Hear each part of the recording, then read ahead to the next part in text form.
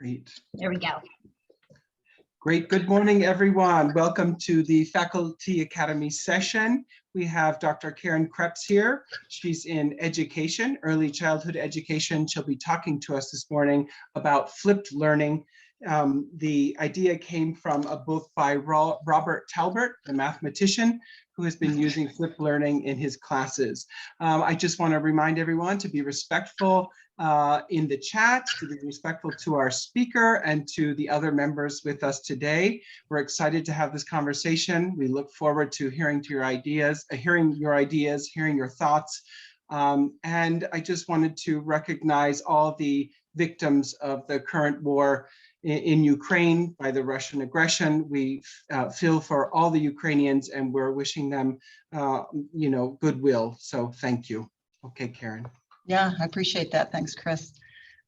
So Chris already introduced me, but let me tell you a little bit more about myself. I'm Karen Kreps. I am in the early childhood in the School of Education, the teacher education program. Just joined the university 2 years ago, and then the pandemic hit. So it's been a very interesting introduction to higher ed for me. But I've been teaching for over 20 years, mostly in elementary grades. And a little bit of the reason why I love talking about this flipped learning, it's new to me, so I will not pretend to be an expert. But the philosophical standpoint of it matches with what I feel like about how children and people learn. We have to do this to learn from each other. We need to interact.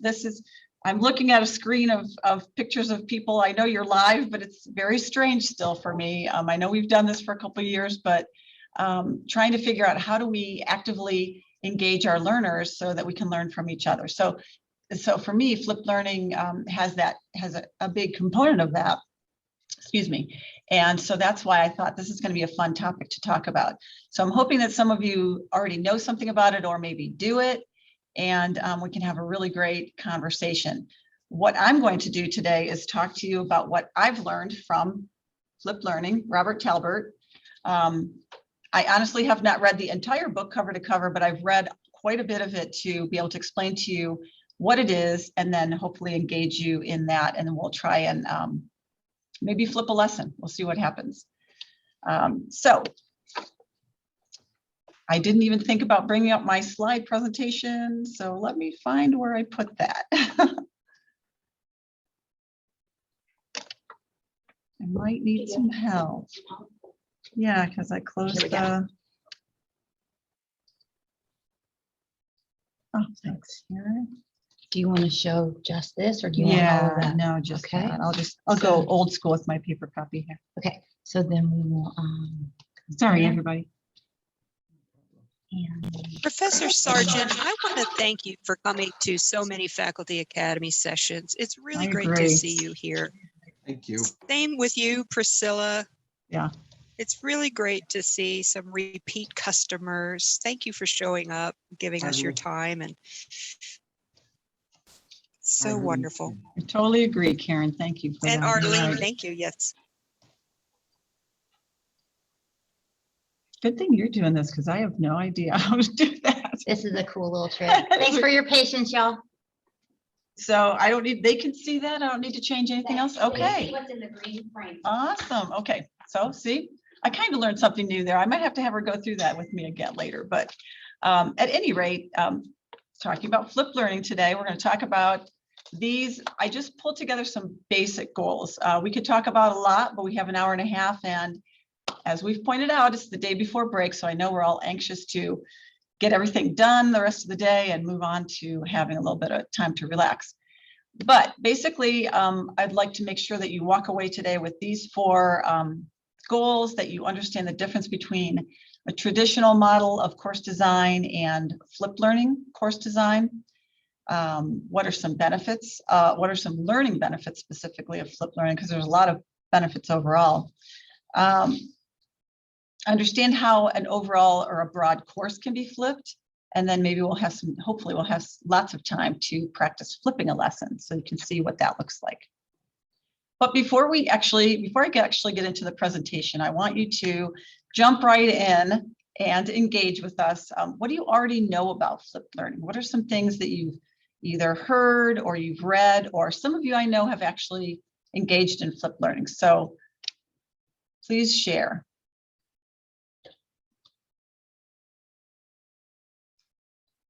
Well, I'll share something. I have never been to a training or anything on flipped learning. I just heard about it a number of years ago. And I mean, I attempted it in our professional writing course. The students weren't very excited about it because they had to do the work in the classroom. So I'm just anxious to learn more about it and to help my students get more excited about it. And maybe what I did was totally off the mark. And so I'm just excited to learn more about it. Awesome. That's great that you've tried it. And I was talking to Chris Yeah. a while ago about preparing for this. And he said, well, I think we all do this to a certain extent and maybe don't realize that it's a flipped learning strategy. So yeah, I will try to teach you some more about it and we'll talk about it together. Who else? My understanding is that you are looking in one way or another at some material beforehand. Correct. Yep, that's a big part of it. Anybody else? May I? It works. Oh, sorry, you start speaking first. You first. You had your hand up though. Oh, all right, I'll get my comment out of the way. Flipped learning, I was reading through some of it, especially through some of the examples that they had in the Talbert book. And it's, you know, and while I think it's great, and honestly, it's something I'd really like to try out in Chem 111 next year because I'm a notoriously slow teacher, can cover more material. It does, it does make you wonder though, because to some of us here that are also in APSB, hey Chris, I wonder if, how flipped learning, especially if some of the classes are going to be essentially the students not in the class on their own in the individual space, as Talbert called it. And I was thinking of planning this on a video. I wonder how that would affect like the definition of full face-to-face or online meeting. Or perhaps I may have just been looking into this a little bit too much. Oh, and speaking of APSB, hi Arlie, sorry. That's a good question. Good point. Yeah, I've done flipped learning in a couple different contexts, full and partial, I think. And the shift to doing things offline takes a lot of building in of other things. Like for instance, you have to account for how students study and build in the study cycle when you're doing it too. So it's not just like shoving things online. The overall course process and how the students learn. Yeah, good point. And I will say, I'll start by saying that my perspective for this presentation will be face-to-face learning. And I will say that because, first of all, that's mainly how I'm teaching right now. So I'm visualizing how can I use this particular course design or lesson strategy for me, right? Because we tend to do that. We need to think about how's it going to work for me and my students.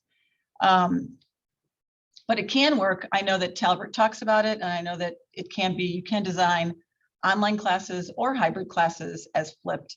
And he goes into great detail about how you can do that. But for today, I'm going to personally come from a perspective of face-to-face. If your perspective is online, try to filter out how that might work for you. And then hopefully we will have someone here who has done that, like Chris, that you can say, here's what I've seen, or here's what worked, or here's maybe what I need to work on more. Okay, so as we start thinking about what flipped learning means, we kind of need to take a step back and think about what course design has traditionally looked like. And by traditional, we're talking about how the time in class is used. Okay, so remember you're thinking face-to-face class. Traditionally, and not that this is bad or negative, but going back a lot of years, traditionally you have physical space, you have students walking into that space, they sit down, typically in rows of desks or tables, and they are facing the teacher or the professor, right? That's traditionally, and then the teacher presents this information to the students, and usually it's brand new or it's extended a little bit, maybe from some reading that the students had done before they got to class. So in that group space, which is how Talbert calls it, the students are getting new information for the first time, okay? And then they leave that group space once the class is done, and you typically would give an assignment or some kind of homework.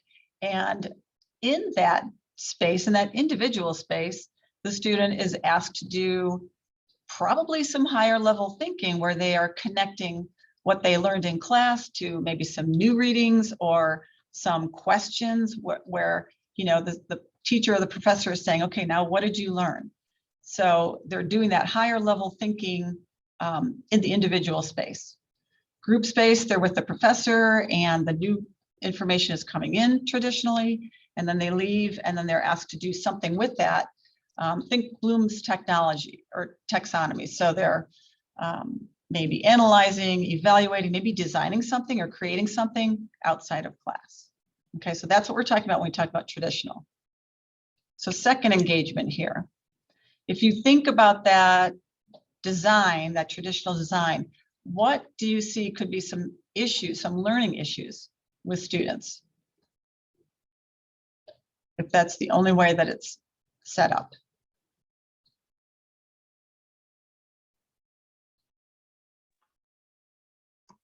I mean, clearly, if they don't understand the concept, higher thought on the concept is going to be difficult. Mhm. Right. Good point. What else? Often, Go ahead, Chris. Sorry. often if they're seeing it in class, it's often the first time they're seeing it, and so they haven't internalized anything yet. Good. That's true. I'd say problem solving. Especially. I heard problem solving. Rick, what do you mean by that?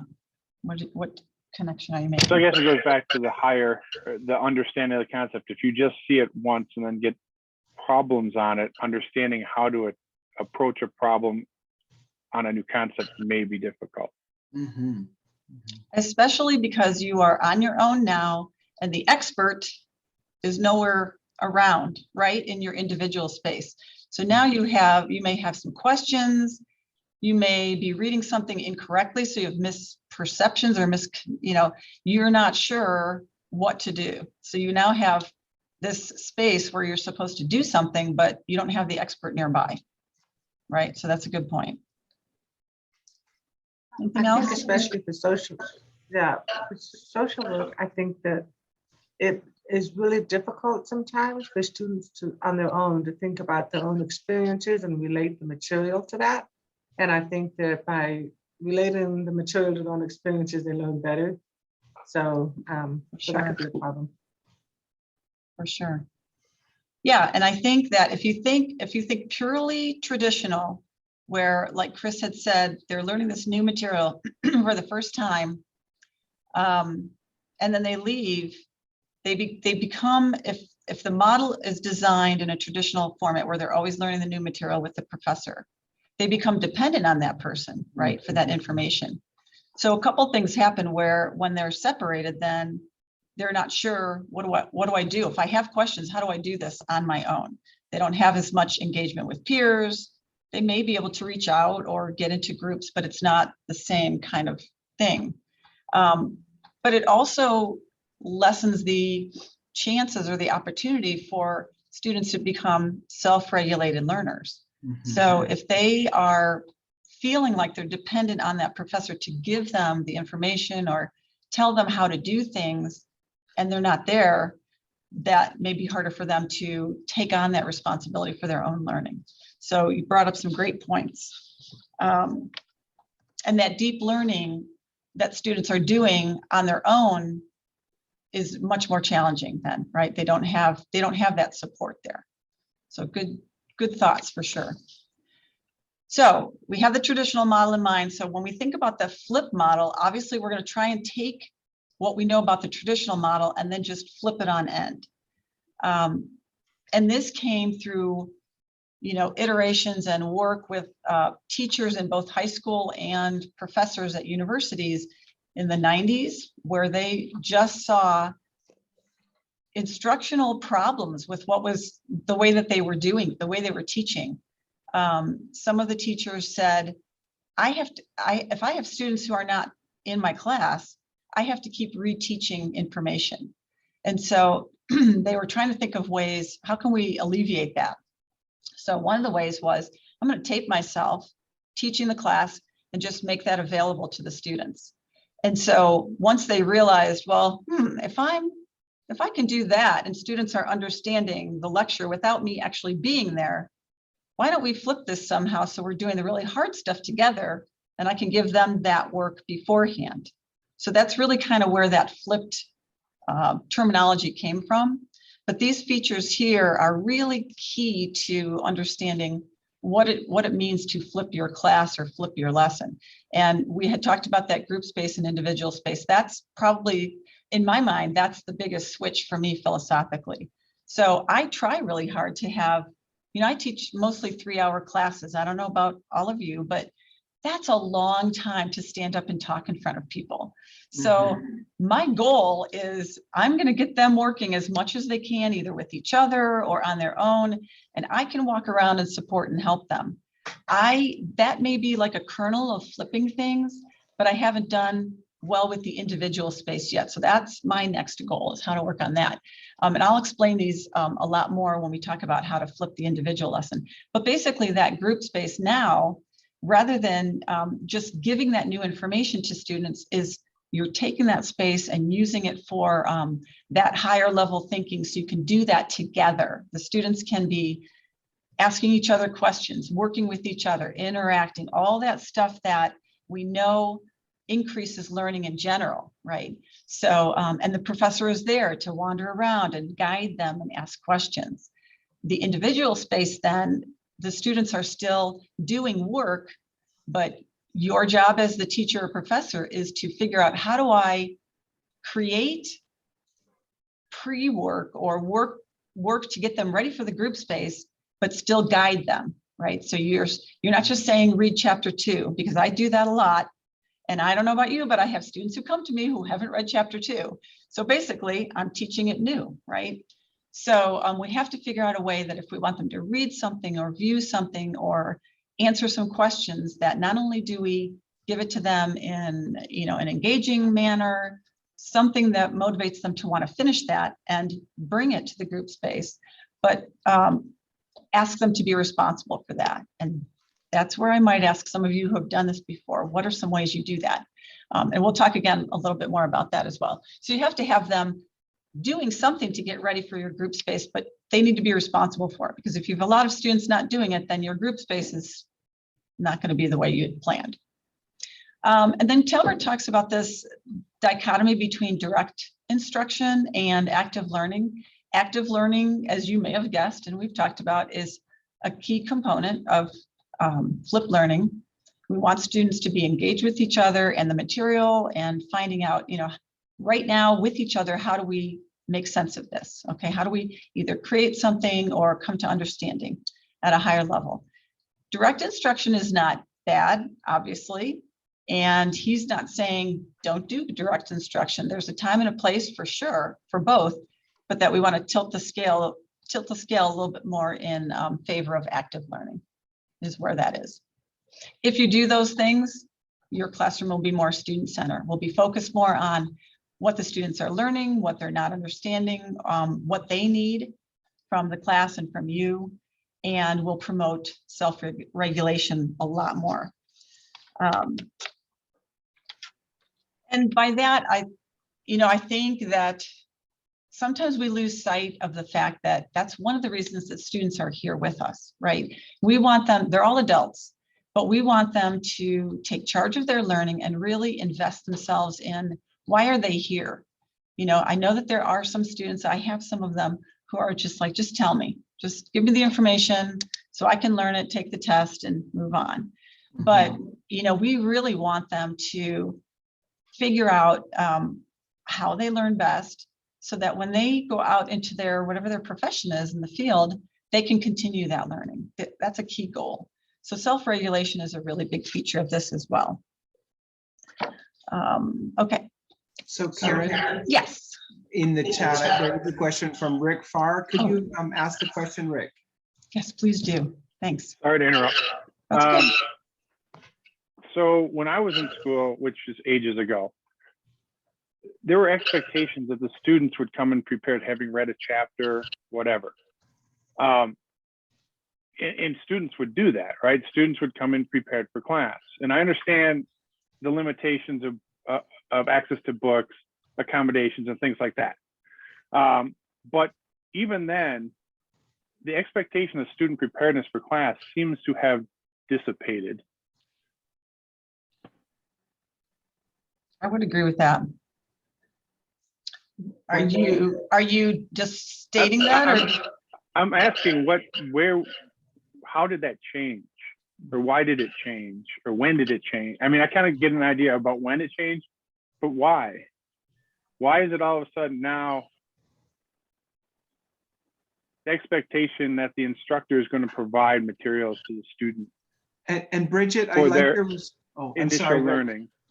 Bridget, you have a response that I think is a good one, if you don't mind chiming in. No, I didn't see them. Yeah, I just posted it right now because that was one of my big takeaways from the Flip Learning book itself, is that, we often ask students to do things to prepare for class, but one of the differences with the flipped approach is that they're very consciously doing something at kind of the direct instruction level that we normally would do in class, but they're engaging with the material in such a way that they're ready to do some active learning in class. So it's different than, I think there's kind of two parts to your question too. There's, when did we lose sort of the expectation of this outside of class work, but then also what we're asking them to do in a flipped approach is kind of different than what at least I traditionally did, which was do the readings before class. It's actually doing something kind of to prepare them to do something really more active in class. And Karen, I don't know if you have a different take on that too. I mean, I just remember, my homework would be, hey, do these problems that we of the material that we covered that day, and I had read the night before, do these problems or answer these questions or do this homework or do this reading, and then read for tomorrow. And it seems to, and I think technology has a lot to do with that loss, but. Yeah. So Rick, would you say that as a student yourself, when that happened, when you went into the classroom, how did your teacher know that you did what you needed to do? Or did it matter? Typically, we'd have to do a writing or a quiz or something like that at the beginning. So there was some sort of assessment, not all the time, but sometimes. I don't know. It seemed like the majority of students that's just was expected, and it was done. Yeah. And there are definitely, I lived in several different areas, in rural area and in suburbia,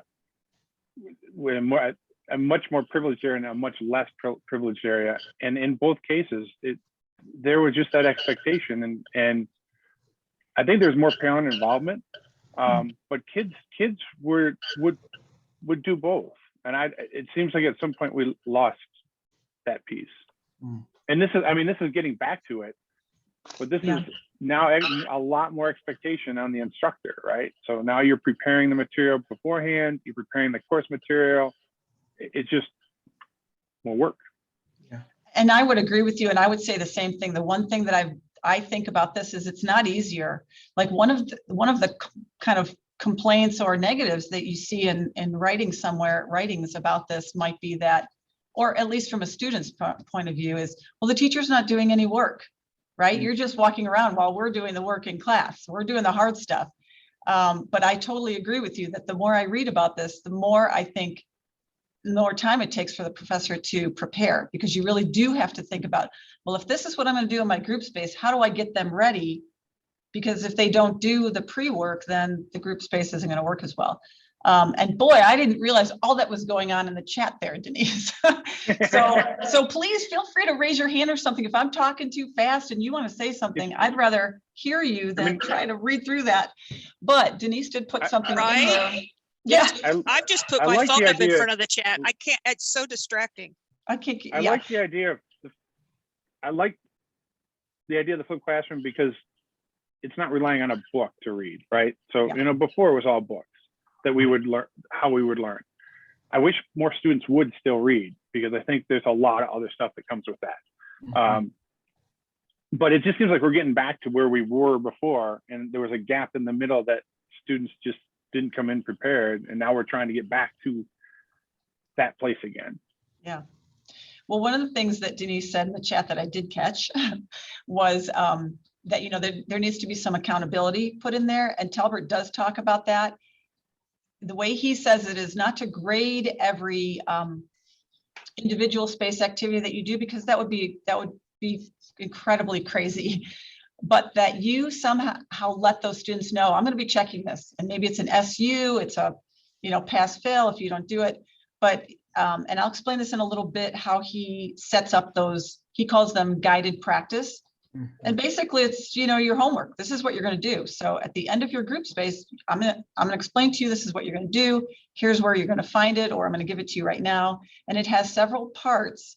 And I don't know that it's really that much more challenging than any other assignment you might make.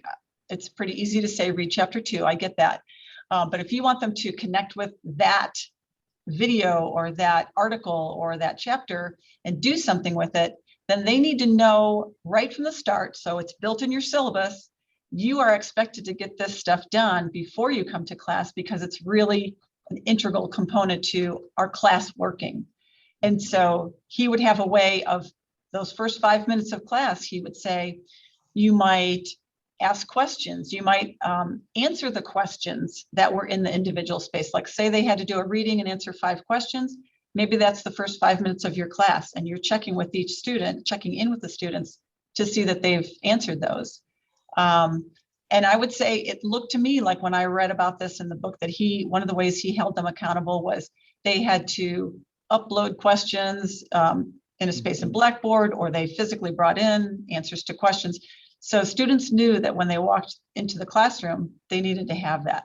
But I agree, to me, that seems like I'd have to really think about that. And how do I do this so that I can make sure that students are accountable for what they're doing?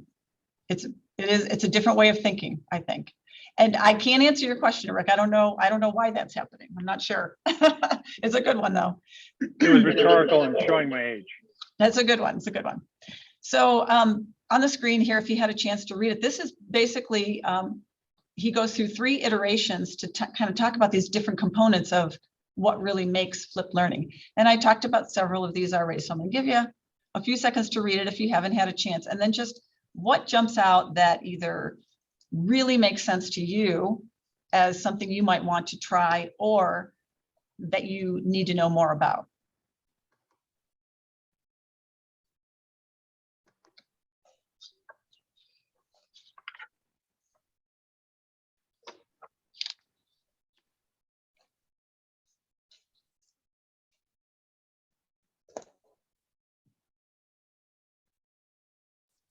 Comments about that?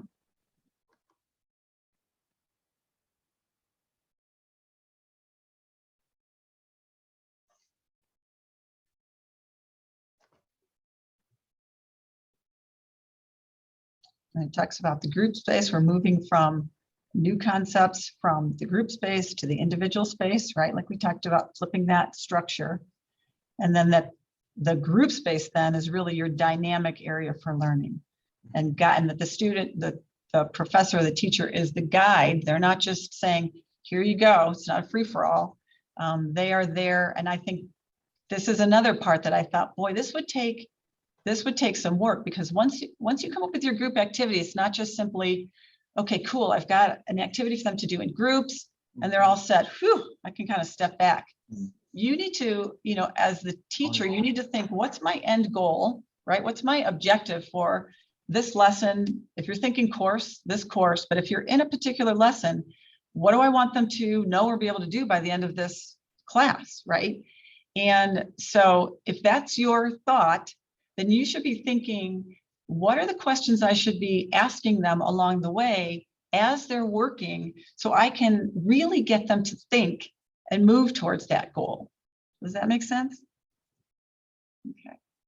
So I think that's a big challenge. And you're right, Rick. I think it does put more on us to think about how do I get them to that point? Well, I'm probably going to nudge them, right? Scaffold what I hear and nudge them towards that goal, because this is what I have for today. This is what I want them to learn for today.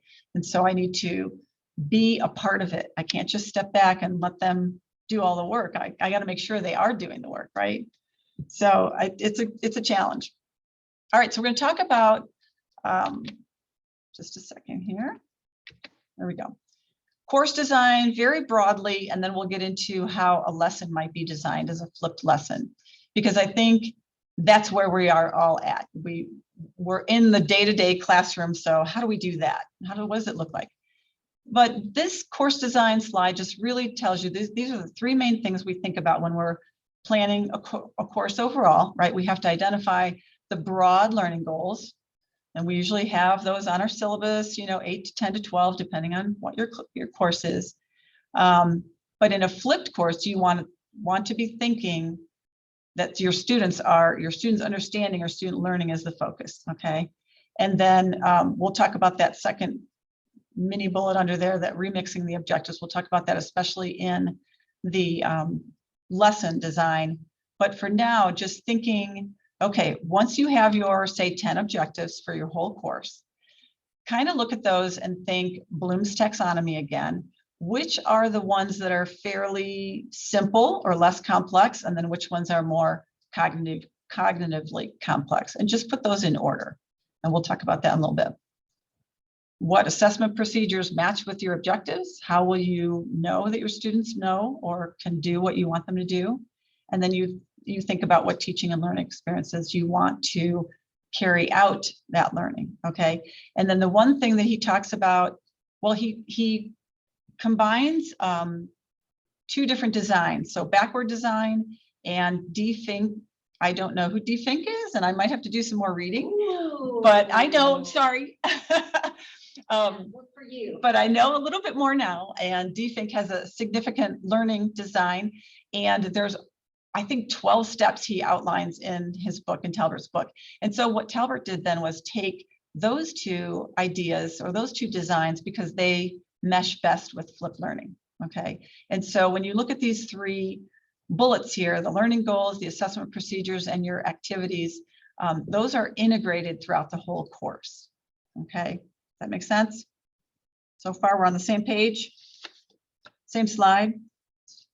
All right, then I just have a quote here that I thought was really interesting from the book, and this was when I was reading about the lesson design. So take a look at this and see if anything jumps out at you.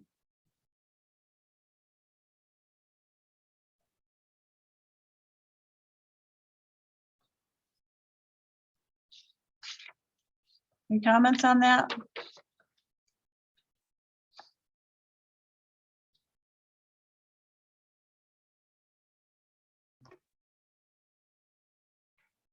Certainly something I do in foreign languages, right? We want the students to practice the language in class with their peers. So I think that this is very important. Mm-hmm. And for me, when I read that, I think what jumped out was that valuable class time.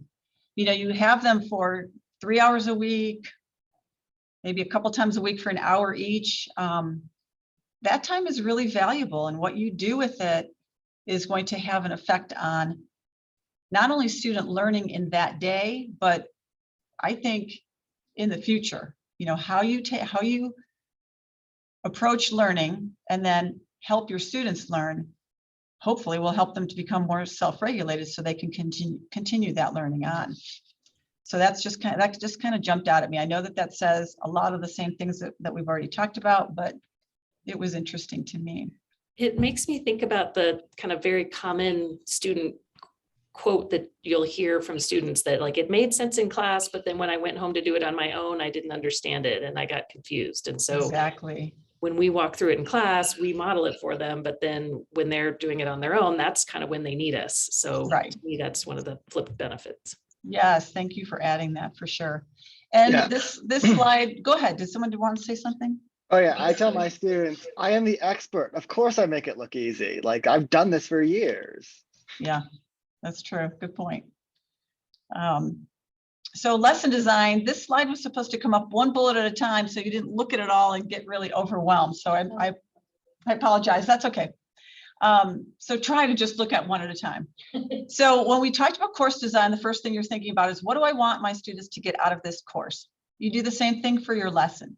So when you're planning your lesson for that day, you're thinking, okay, by the end of the 3 hours or the 2 hours or whatever you're teaching, I want to make sure that my students understand these principles, these ideas, these concepts, and I want them to be able to do this, okay?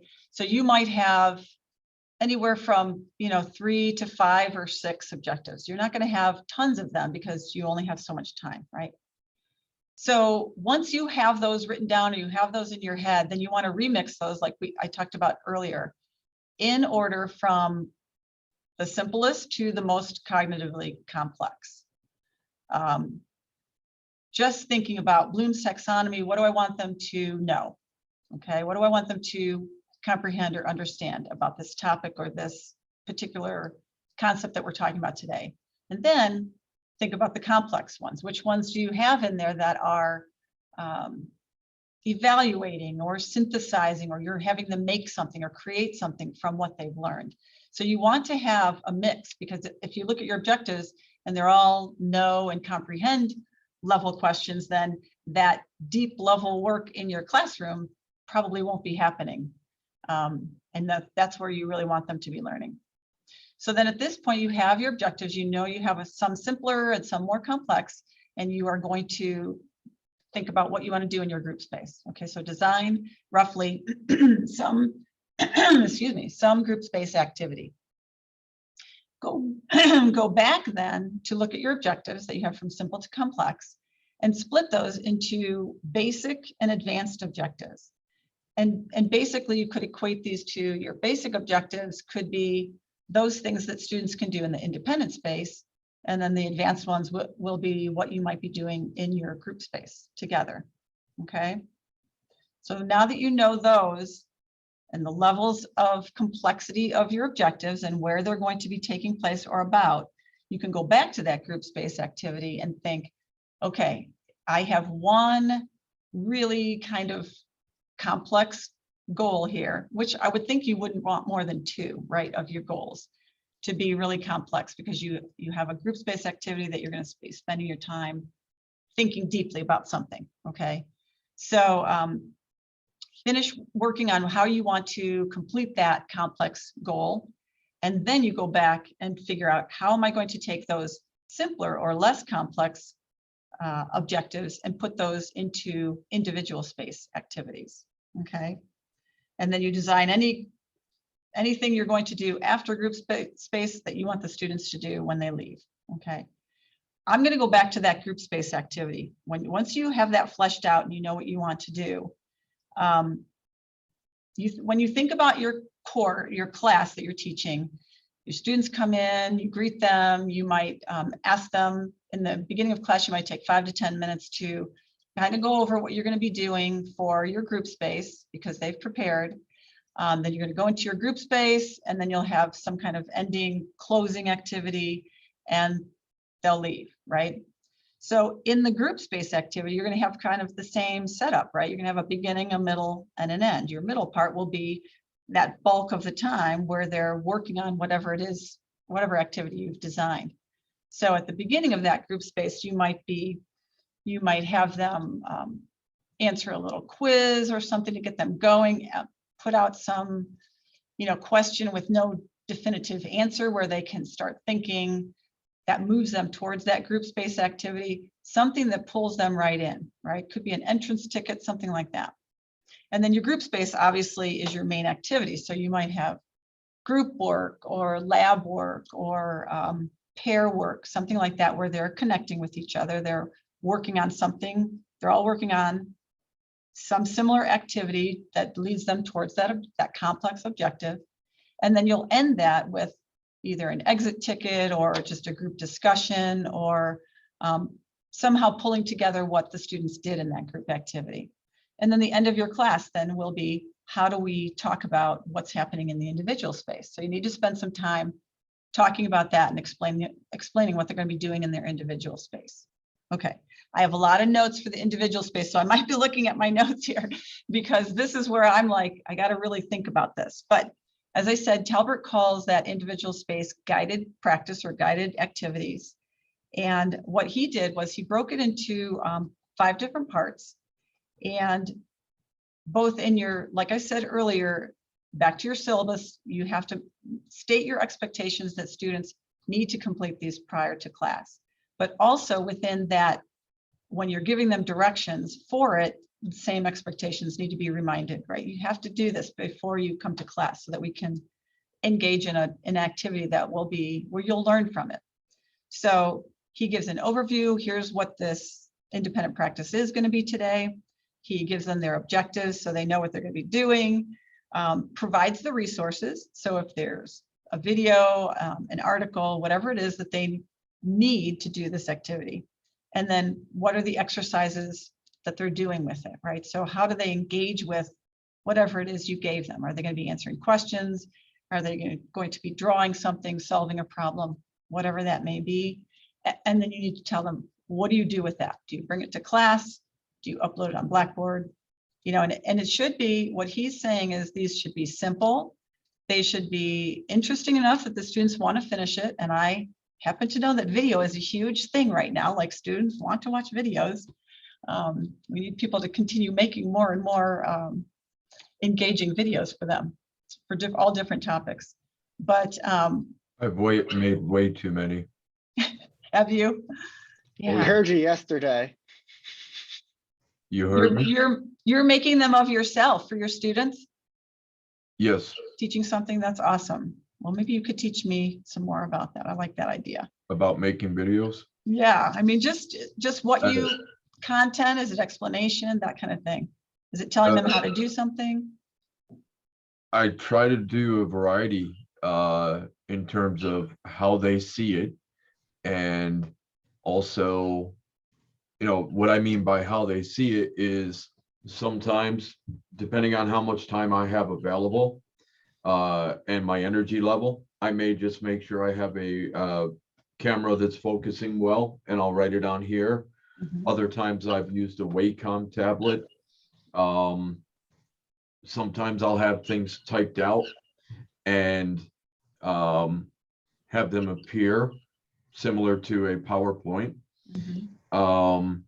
I've done stuff with animations, very little bit. But what would be nice is if somebody would be able to look at a few different ones and tell me, hey, this probably works, this probably doesn't, or here's how you could do something better. Right. So Denise, maybe if you could perhaps think of someone that could facilitate, whether yourself or somebody else, where we could send, I would. I was hoping I would hear some stuff, but I really haven't.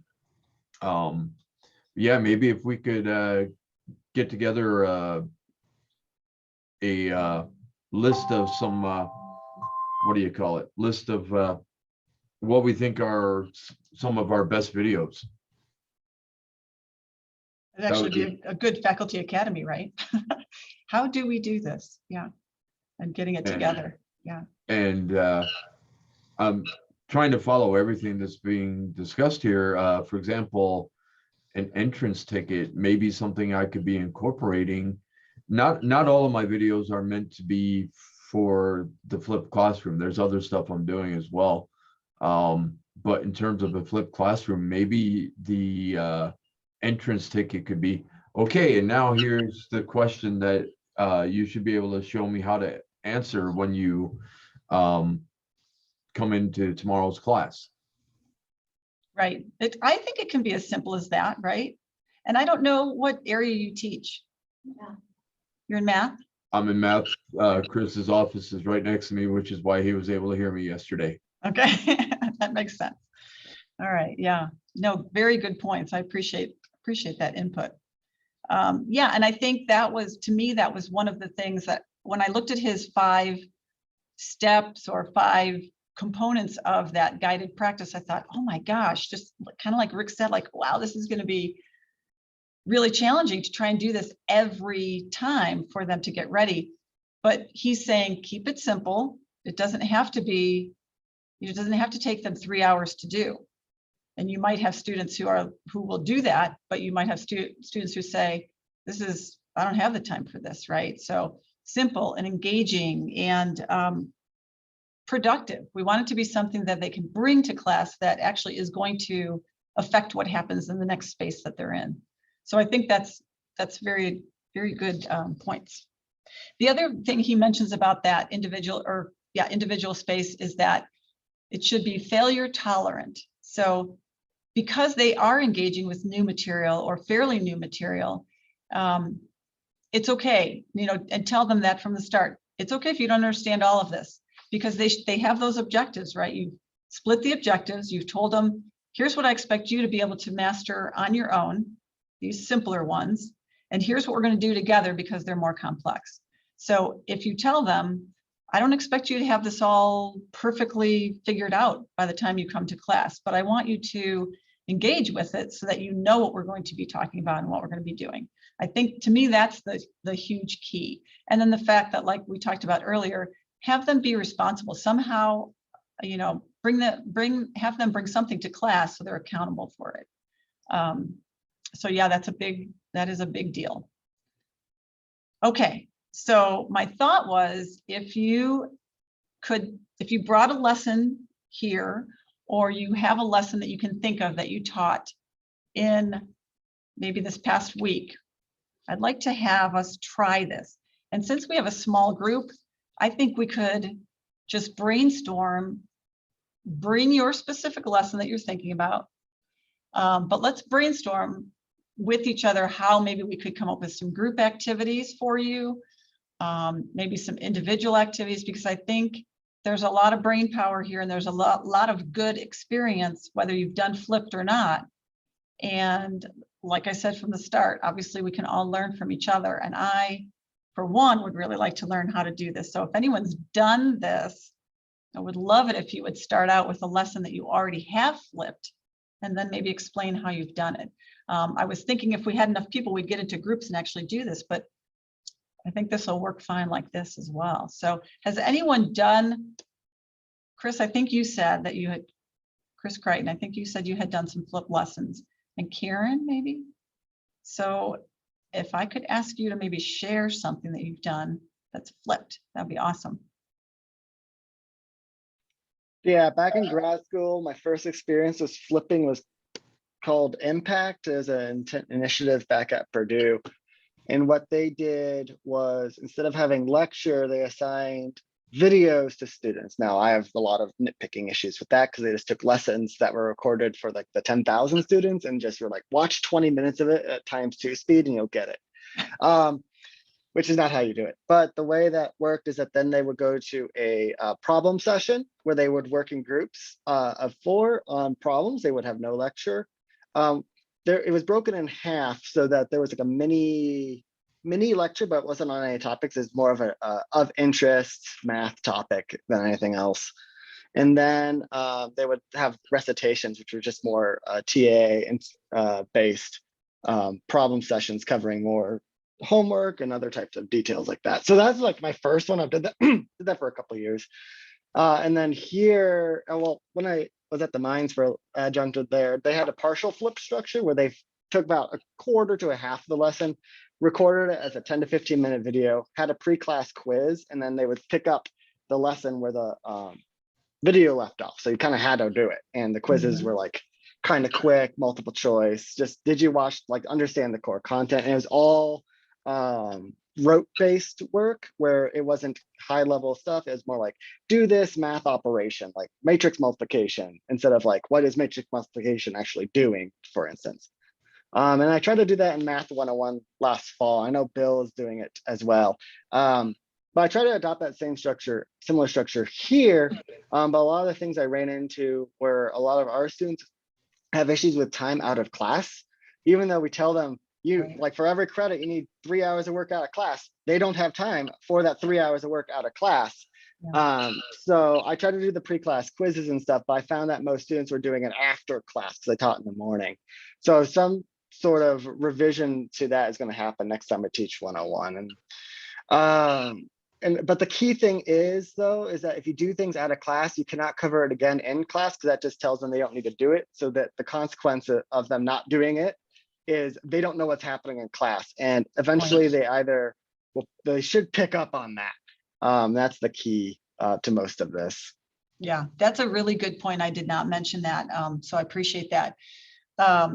He is very adamant in his book, do not reteach. So if you, and I won't be able to explain it quick enough here, but basically you have to find out, do you have a lot of students who are just not doing it because it's too hard?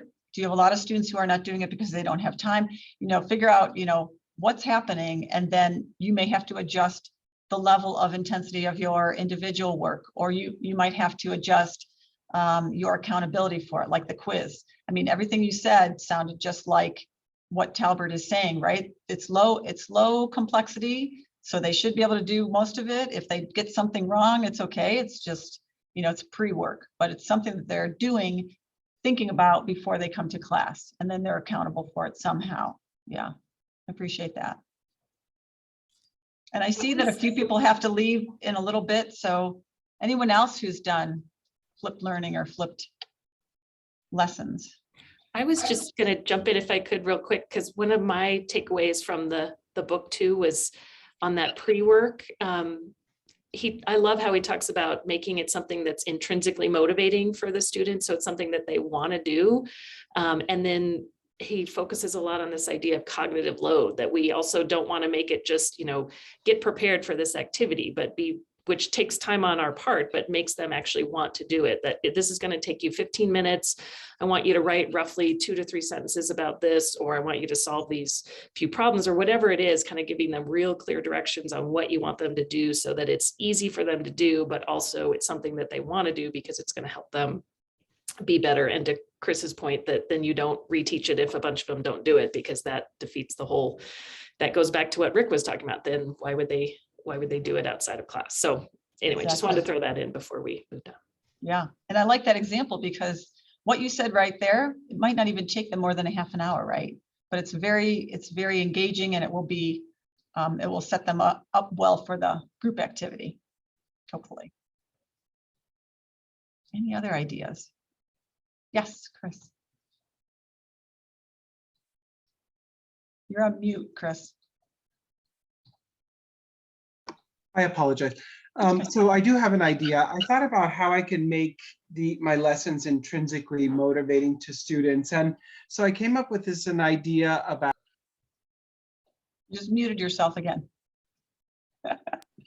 I'm sorry. That's okay. I thought about creating a personal ad. You did it again. I don't know what's happening there. Get your hands away from the keyboard. It's not working. I'm not sure why it keeps muting. We got you. We can hear you now. So I think about Italian grammar, and I want them to learn verb tenses. And one of the verb tenses that's kind of complicated is called the pluperfect indicative tense. And what it is it's an action that expresses an action that occurred before another past action. And so I kind of want them to think about these ads, right? The personal ads that people put in the newspaper. You muted again. And I show them examples of personal ads. And then I ask them, well, before the person placed that ad, what did they do? Right? Yeah. And so I have them practice this verb tense, like they had gone to the store and purchased new clothing, and then they wrote the ad, or they had taken a selfie and then they wrote the ad, right? So I get that verb tense by asking them, what had this person done? And then I have them write a personal ad.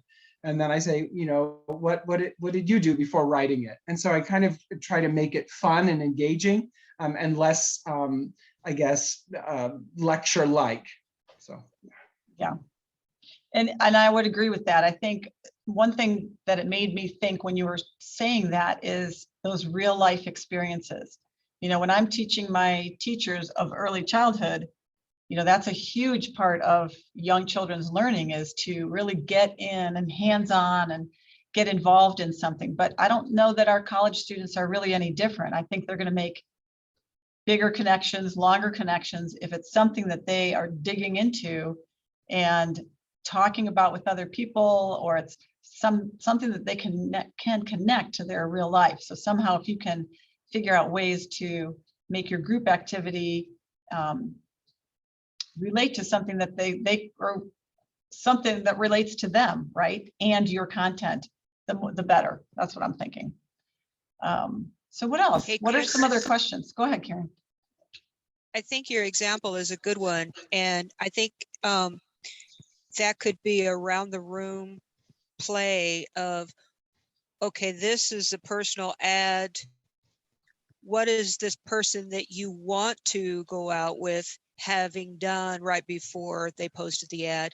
And somebody who you don't want to go out with, what did they do right before the ad? And so then it's like playful, and you know, well, hopefully they brushed their teeth before, you know, or they picked their nose, and so no, I don't want to go out with a booger picker, right? I mean, so they can be creative and playing with that narrative, and they're practicing without even really, you know, that's not the focus then, right? They're practicing, but they're also being silly with each other about what do they want in a dating partner or not.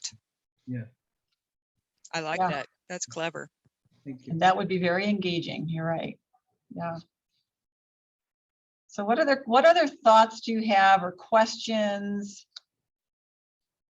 I think if we're not going to pick a lesson and actually flip it, or who was talking about writing earlier? Somebody was talking about a writing lesson. Maybe we could take that one and flip it. Arlene, I think. Arlene. Yeah. Yeah, one of the things that the students have to do in the writing course, well, they have to do a lot of writing, but it is a mixture of learning how to do APA writing correctly, and then also how to do good research and look for good peer-reviewed journal articles and you know, good sources. And then also they learn how to do documentation in social work. You know, how would you document a meeting with the client? And so one thing that I flipped was having them do the research and looking up sources, and you know, maybe doing part of the literature review, because we require them to do a literature review in that course. So I could help them with the formatting, and then also help them with search terms and that sort of thing when they were looking up articles in the library. Yeah, so that's what we did. And the students were enthusiastic about it. They just wanted to, honestly, I shouldn't say that, but I kind of felt like they just wanted to come to class and be entertained and then go on their way. And so, and I don't like being, you know, what they call the sage on the stage, right? I'd rather just be the guide on the side. I mean, that's social work. And so, and the students just, they really gave a lot of feedback that it wasn't something they enjoyed. I would say maybe out of a class of, I think I had about 20 students in that class, probably 5 really enjoyed it and thought it was really helpful, and you know, took advantage, the best advantage of having me there and helping me guide them through. And then the rest kind of really didn't. They, you know, some of them were, I'd catch them on YouTube or, you know, doing something for a different assignment on Blackboard when I was walking around the classroom. So maybe that's why they didn't like it. But, you know, I think that maybe I just went about it the wrong way. I think that I maybe should have grouped them up and had them help each other and be more interactive in that way. But I just really didn't know a lot about the flipped classroom at that time. And so I just, you know, went with what I thought a flipped classroom would look like. That's why I'm here today. Yeah. So let me ask you this, like, can you think of, you know, we talked about how the group space is really valuable for helping them with those complex objectives. If you think about a lesson that you taught this week, can you think about one of the hardest objectives you think you had, and or that would be really challenging for them to do on their own? And maybe we can come up with a way, an activity that would work for that space. Well, Can I reply before? teaching. Oh, go ahead. Sorry. Arlene, did you ask them to share out what they did afterwards? Was there any accountability of at the end, you're going to share with the group what you did? Yeah, actually, I didn't do that. And so So that was part of it. That would They probably didn't, be helpful. they, if they knew they were going to have to provide an outcome and share out, then they Mhm. would have stayed on task more. The other thing Yeah. is you have to sell the flipped classroom by explaining to them that you're not mama bird that has to chew everything up to spew it down their throat. And that's the thing, is that because they have been raised to believe vomiting down their throat is good for them, Mhm. you have to say it in such a way that that's just disgusting. Nobody wants to be an adult bird being vomited down their throat, everything chewed up and given to them. You want them to be Mhm. able to fly from the nest on their own. And that means spreading their wings and practicing flapping before they just, you shove them out and they fall to the ground. And so you've got to Mhm. help change and flip that narrative to explain, this is why you want to do this. I know you think I am just being a slacker back here doing nothing, but that is not it at all. And so helping explain what your role is in getting them ready to fly, and that you are not interested in vomiting down their throats, that not what we do in college. Right? Yep. Very And nice. helping them I've got my notes understand. right here. I'm going to write that down. Here's what I want to see the adult birds in the room do. And let's all flap our wings together and celebrate our ability to take flight. Because when we don't do this, then when it comes time for graduation and students have the deer in the headlights look like, oh my God, you're sending me out of a plane without a parachute that I know how to open because I've never deployed one ever.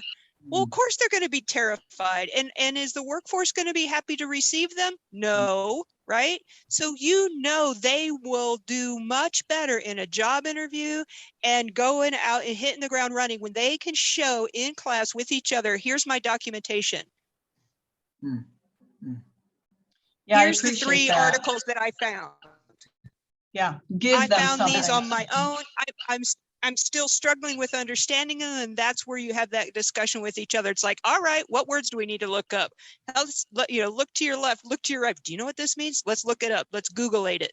Let's figure this out. And sharing that, being safe enough in the space to say, here's what I figured out, but I'm still struggling with this. How do we do this part? And then role modeling that in those small groups, sharing out and going, oh, they, and Arlene gets to say, here's what I like about this one. And here, I think this still needs some work. Here's what what do you guys think about this one? I like this. Does anybody else find something that's a valuable, of value there?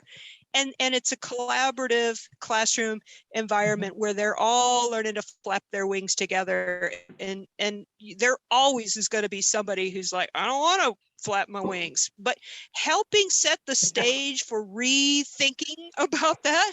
Right? So that most of them will in fact want to leave the nest prepared to fly. That's it's a cell. It's a cell that because for so long, somebody's clipped their damn wings. Poor little things, they're obedient, opening their mouths, feed me. It's like, nope, not gonna do it. But I do think you hit the nail on the head when you first started talking about this, and you said, you have to teach them those expectations. And right from, like, if you think you want to do this, I think there's going to be, obviously every lesson you have to flip it, right? And you have to think about how you're going to do that. But that from the big design of the course, that has to be built into your syllabi. And then you're, telling them that very first class, this is going to look different. This is going to feel different. This is, we want you to be here, and this is why we're flipping it, whether you tell them you're flipping it or not. This is my expectation for you. Each class will have different expectations, but overall, I'm not going to feed you this information. We're going to do it together so that you can then, like Karen said, move when you graduate and move on, you can continue to fend for yourself. Yeah, I think the bird analogy is a great one. And I love how, Karen, you all of a sudden went from the sea to the island. That's interesting. Your background. Yeah, I appreciate it. I mean, I think this has been extremely helpful. Good. I think, Arlene, too, when I think about writing, one of the things that pops into my head for a good group space is I know that it's very hard for a lot of my students to see their writing. And obviously I'm in early childhood, but if I ask them to write a paper, I have certain expectations for their writing, right? So as a writing professor, obviously a huge part of writing is revision and how do we plan and that kind of thing. So all of those steps, especially when you're first introducing them, I would think those would be great group space activities. So like if you have them write a paragraph or a paper or something, they could be peer reviewing it, right, in groups. And then like Karen said, share that out. What was the hardest part? What was hard for you to critique someone else's work? You know, all those things that they can't do on their own because they're like, this looks like good writing to me. I think I said everything I'm supposed to say. But that's the first thing I thought of for writing. So that might be something to think about as well. Yeah. So yeah, anything that's an else? excellent suggestion. Good. What Oh, are I some just other think that's an ideas? excellent suggestion. I'll shut up now. Any other ideas of things that you've done in classes where you've connected that outside work to inside work? Karen, I know you flip. So what are some ways that you prepare your students beforehand to come to that flipped environment? What do you have for us? So I have them read sometimes the same thing, but typically not. I make several reading options, and then by class time, they have to have their summary of that reading. And so in class, they know they're going to share out what they reviewed. And so they're providing the majority of the talking time. And then the reflection and the conversation, I will interject and ask, well, how do we stitch this information together if it's not, if they're not naturally going to that place? It's very obvious what their level of comprehension is, and where they've misunderstood. Like, for example, I just taught a white privilege book in Privilege and Oppression, and the sarcasm of the writer, or I don't know if you'd call it sarcasm, but one of her chapter titles was "White People Should Feel Guilty." And the students took that as literal. I'm like, no, that's exactly the opposite of what she's trying to say. But that is certainly what happens a lot when we talk about white privilege. It makes white people feel guilty, and if we only stay with the guilt, then we get paralyzed and blah blah blah. And so when students start sharing out what they thought they learned from that, I'm like, oh my God, had I just lectured on that, I would not have known that that's what they were thinking when they, allegedly read it. If they're coming into class unprepared, they have an option of skipping a couple of assignments. So that helps build in. We just can't always be ready. Life happens. That's a great idea. And so I just ask, I just ask if you could let me know when you're going to skip. That's helpful, so I can prepare, because I know then you're not going to cover that article, and I want to have a chance to share out. And so they then, if they do have some, depending on the class size, in Privilege and Oppression, sadly, I only have 5 students, but the beauty is I only have 5 students, and we can really have discussion, and I can hear what every student thinks every class period. But when there's 3 times that or 4 times that, then maybe there's 3 or 4 that are reading the same article. And then I can have them, if it's online, synchronous online, I'll put them in a breakout room, spend 15 minutes checking in with each other. Who's gonna share out which aspects of the reading, what confused you, that kind of stuff. So they can prep before then, and then we'll spend the rest of the time, starting and having those groups share out. And so they're each sharing different pieces of information. So we're covering more material, but it's not large reading assignments for any one student, which I'm a slow reader. So I know for me, and when students work full time and they got 5 kids and they, 5 other part-time jobs on top of the full-time job, for the love of us, it's really hard for them to find any time, honest to goodness. So I tend not to give really large reading assignments. I'll try my best to make it manageable. So it's oftentimes journal articles, which are challenging to read, and teaching them how to efficiently read through that. And then to say, you know what, part of your questions can be, I don't understand this, but I'll give my best shot at, here's what I think they're saying. And so that's part of the learning, is demonstrating I'm trying to get it, but I'm not there yet. And to be willing to acknowledge that, because part of that, being able to mess up with joy and being safe enough to say, I don't get it all yet, but here's my attempt. And then that's where I get to jump in and say, I think it might be saying this. What do you guys think? And then we can build, discussion around that. And it gives them the opportunity to think at that level, right, where they might not before. One of the things I liked about what you were saying is how is that sharing out, and that sharing and that conversation. I had a class in the fall. It's an introductory early childhood class, and it's heavy in field work. So I did not have a text, because it's, they're going out into the field for 60 hours. And I was like, okay, what am I going to teach them? I have my big learning objectives, but one of the things I really wanted to talk about was assessment, the concept of assessment.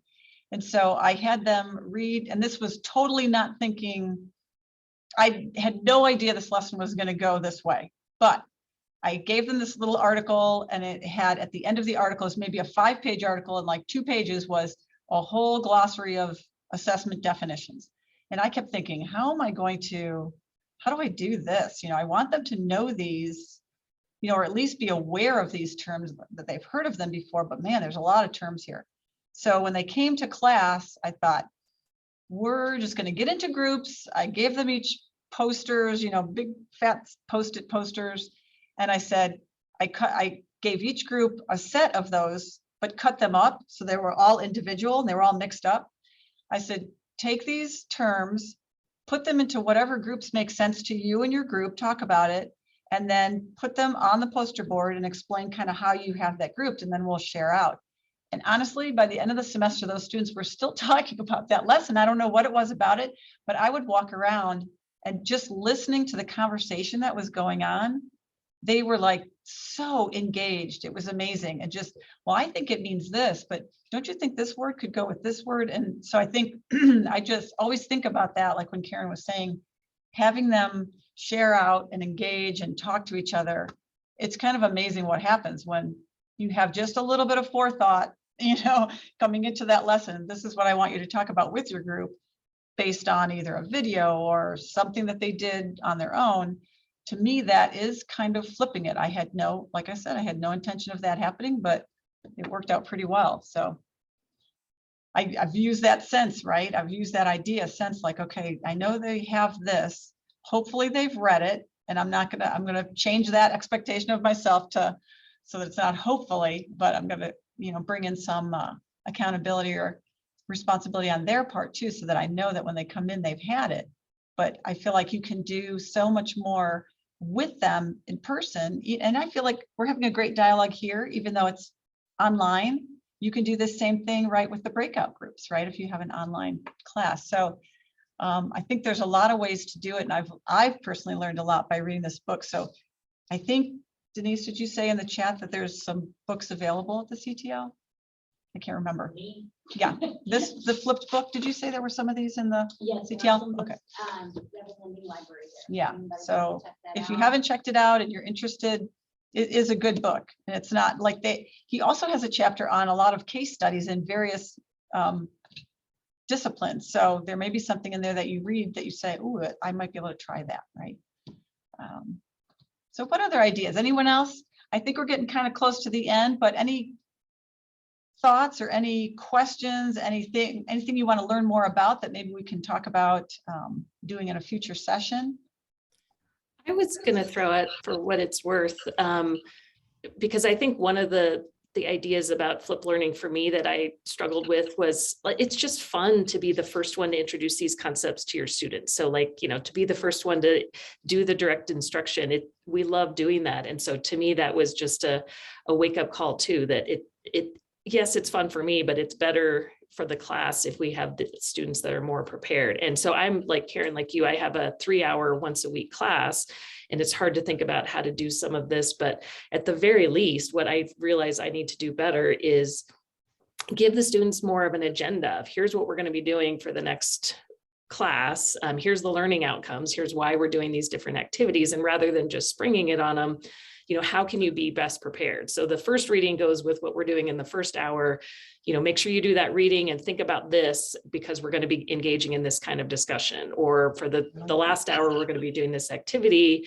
You know, here's the prompts that we're going to be giving you that I'm going to ask you to engage in. So yeah, I already have that stuff. I've taught this course a bunch of times. So there's no reason that I need to spring it on them and be surprising. Like, I certainly could put this out more clearly to them at the beginning, and it's not quite flipped, but it's definitely building in some of those ideas of allowing them to be prepared and get in a more engaging way. And it came about for me often just with having some international students that asked for that ahead of time and saying it would help me to be prepared for these discussions if I knew what we were going to talk about. So I think if nothing else, I'll just be able to do that once a week, and it will certainly engage some of these ideas.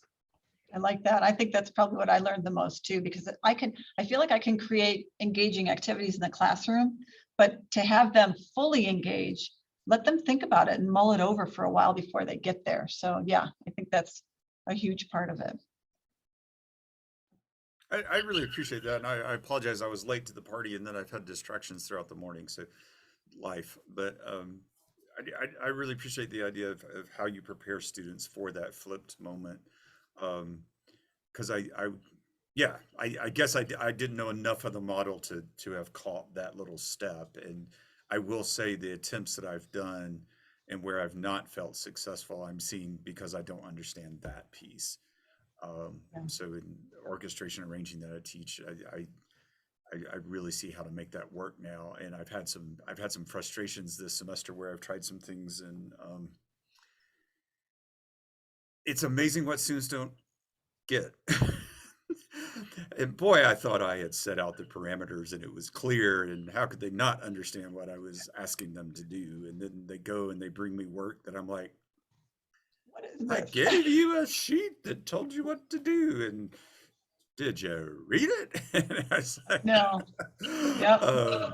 But I'm seeing how what I got to do is give them like half that, or even a third of that sheet as the prep work that really is even more fail safe.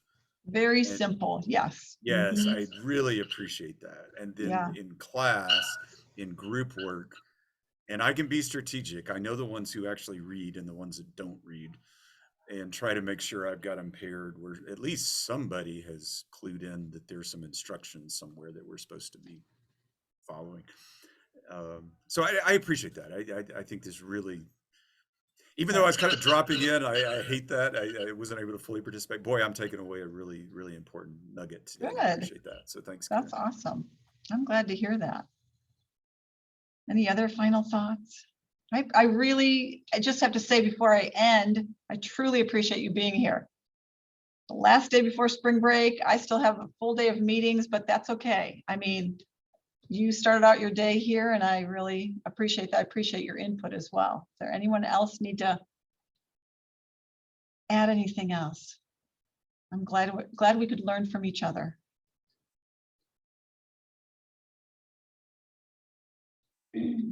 Well, Thank you, Karen. Thank you all. Make sure everybody saw in the chat. Oh, okay. Go for it. I don't know, where am I? Hi, I just want to make sure that you saw the note in the chat. There is grant funding for course redesign that runs through spring of 2024. So if you are interested in redesigning a class to flip it, Arlene mentioned that she was doing an OER and she was interested in flipping.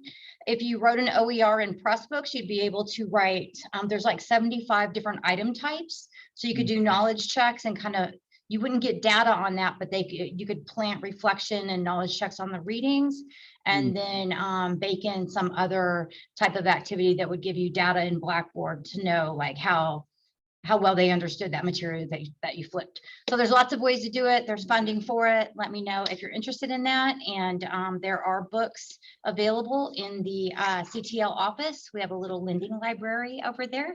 So come on over if you'd like to check one out. Great, thank you, Thank you Denise. for that. Yeah. I love the idea of grant money, right? If you're already doing the work or you're going to do the work. Yes. Wonderful. So, Thank you, yeah. Dr. Kreps. Thank you for your presentation. I just wanted to let everyone know that we will have Professor Farr on April 7th on Thursday from 9 to 10:30.